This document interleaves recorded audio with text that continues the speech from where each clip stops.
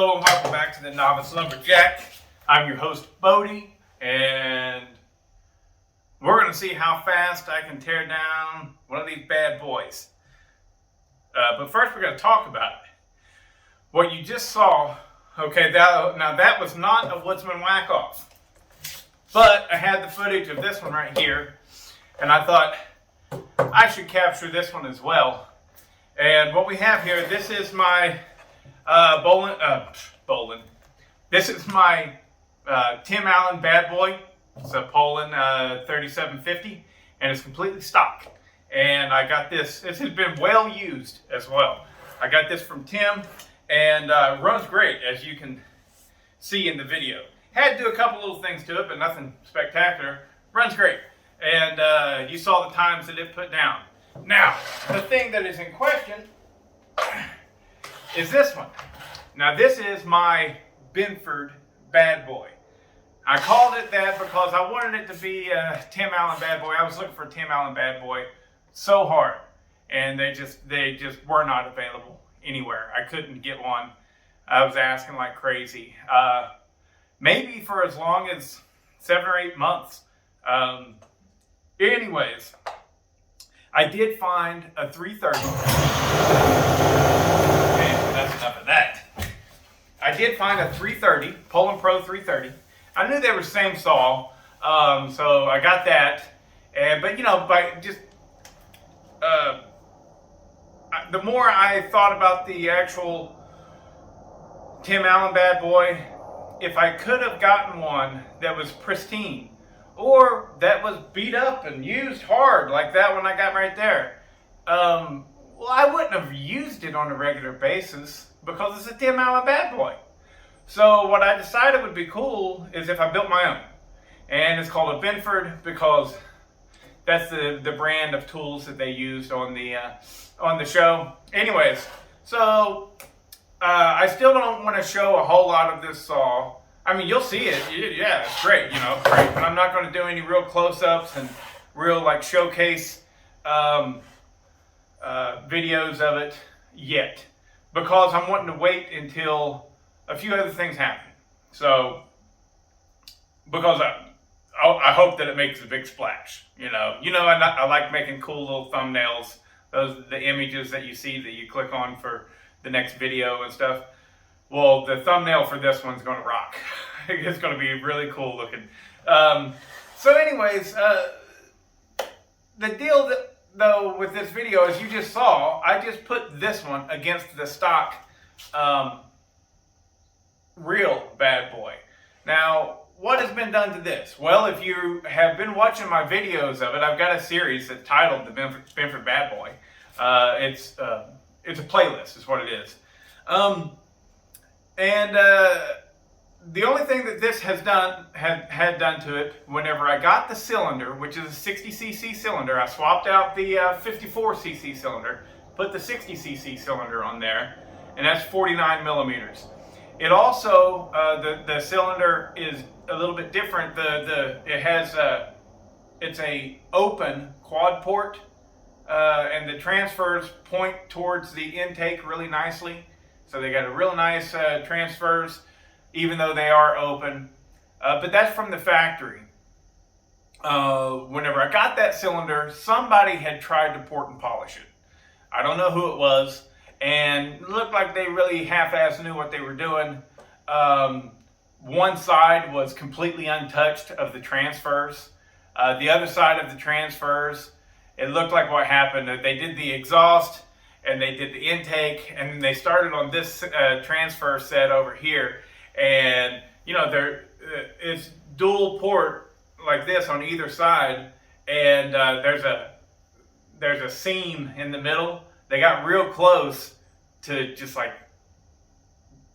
making that seam just a hairline, and you know, you could tell it looked like they screwed up, and so they were like, forget this, I'm just going to leave it like that. So I was very curious to know. I knew it ran good. It doesn't run spectacular, but it does run good. And so I wanted to see how much of a difference that port job did. Now, I went ahead, excuse me, and I did a step further, and I machined the base. I say machined. I took an actual sander, and I slowly, little by little, took off material from the bottom of the cylinder, and it gave it a nice squish of straight up, right at across the board. It's a 20 thousandths squish, and I think I actually got 19 thousandths, but I figured, with the added RTV Durco that I was using, that would give me a little bit of extra room and get my nice 20 thousandths squish. So anyway, so I did that. I sort of machined the base of the cylinder, and somebody else ported it a little bit, kind of half-assed. And what I can say is it did make a difference. You just saw the video yourself. So it runs good. It does pull pretty well, but I'm looking for a lot more than that. And so I will be... This stuff takes months, guys. Months. And so don't expect the next video of this thing to showcase everything that I'm going to do to it. But I will be taking this one. I'm not good enough at porting yet, and these cylinders are very rare, very hard to even come by.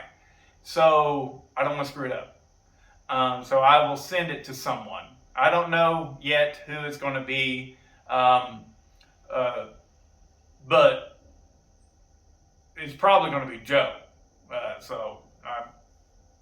Joe's got a dyno. Joe does good work, and he can prove that he does good work. I like that. That's amazing. So, and if you don't know who I mean, I'm talking about Dyno Joe. But anyways, that's another story totally. And at this point, basically I just wanted to showcase, does porting make a difference even if it's not that good? Yep, it does. Now, it can also really screw things up. I know that. I mean, it's obvious. It can really screw things up. But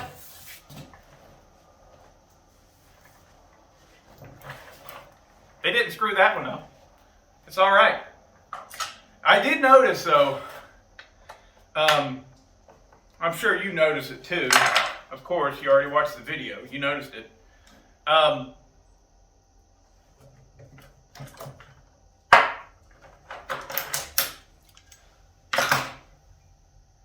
So whenever the saw was kind of free falling, the first downward stroke,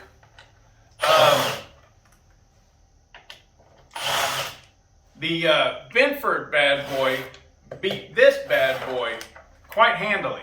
I mean, really took care of business. Beat it by about 3 seconds. And in a 15-second cut, that's a big deal. So anyways, it beat it really good whenever it was allowed to just showcase the RPMs. And that's very typical of a saw that has only been hand ported and not truly machined. It's very typical, because what they do typically is just raise that exhaust roof, and by raising the exhaust roof, it gives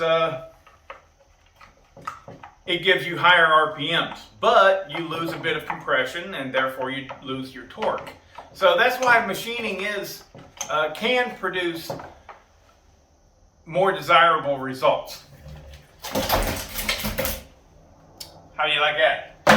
Like that nice way that I put it there. More desirable results.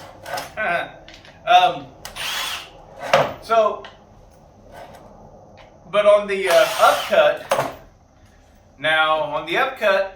the Binford bad boy still beat this, but not by as much. Even accounting for the little stumble that it had. It's hard whenever you're pulling up. The dogs get hung into the bar or the wood.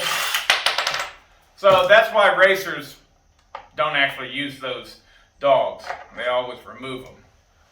All right.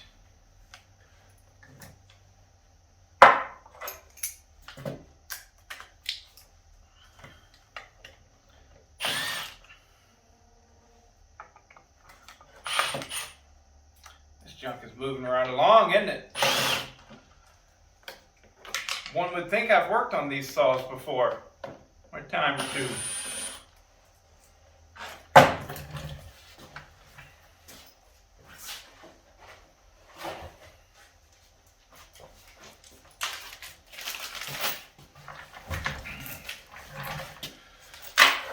Now this one, you might possibly be asking yourself, it runs good. Why is he tearing it down?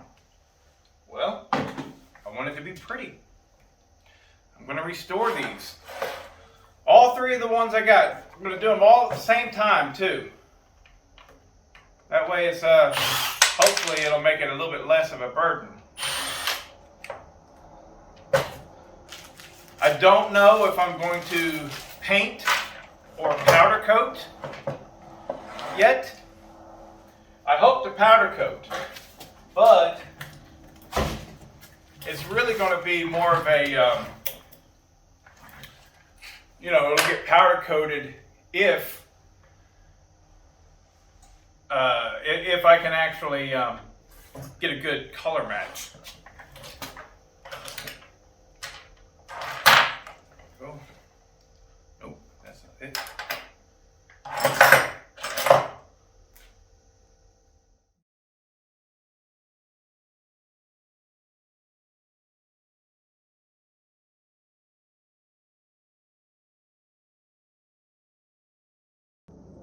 Nothing.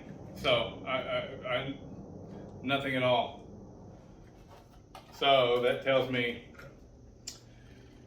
this mother trucker could really benefit from some machine work. It could have possibly squeezed it a little bit, but I'm looking at 42 thousandths. That's a lot of area in there.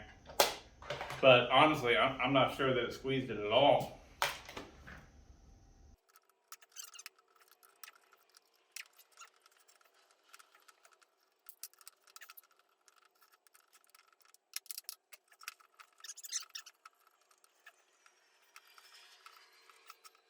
Stuck on there pretty good. There we go.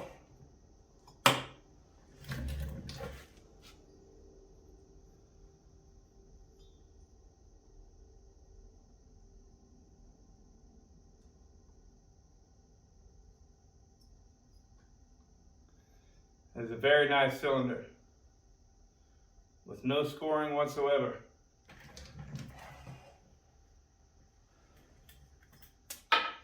Chrome still looks good on it. Good. We have a good, very usable cylinder.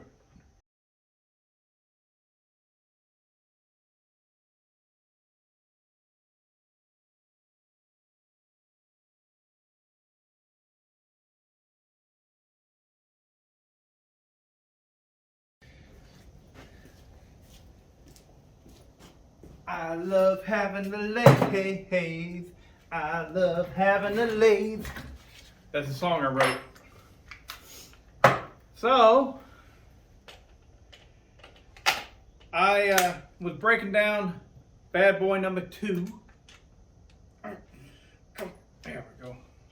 And I got to the point where I needed the clutch off of it. And I couldn't stop thinking about it. And I said, the actual socket portion of these sockets doesn't start until several thousandths of an inch inside there.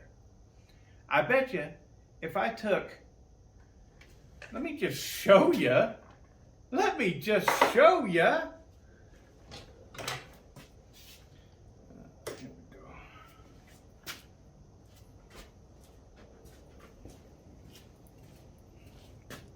All right, you got that beveled edge there.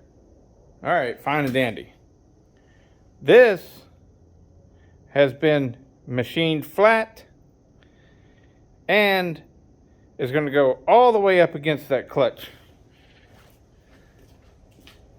And get nice, good, firm grip. We like good, firm grip, don't we, fellas? All right. hope this works. Where's my screwdriver? There it is. Give me that big, where's the big, there it is.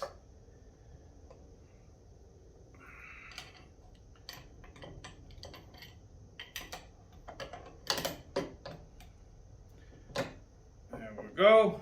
Here we go. Let's give it a shot. All right.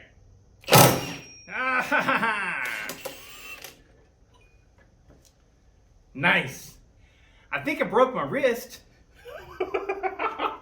That hurt so bad, man. Whenever that hit this right here, just got me right on the bone. So there we go. There's always a way. Always.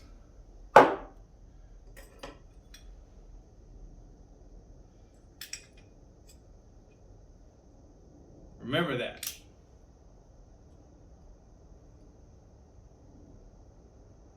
Here we go.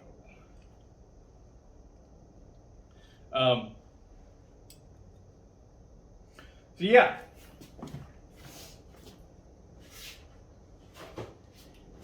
If that didn't work, I was going to tack weld a wrench on there. Just tack it. And then once I got the clutch off, you know, I go ahead and remove the tack welds. But this is a much better option. All right, let me go ahead and see if I can get this one off now. Should come off no problem. Yep. Oh, it came apart. Getting them back together is always a bitch.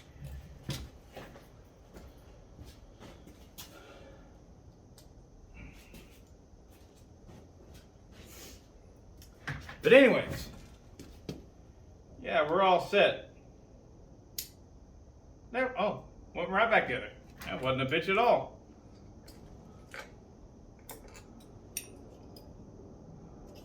Yeah. Okay. Well, thanks for hanging in there. Been a long video. And, you know, I hope you enjoyed it. See ya.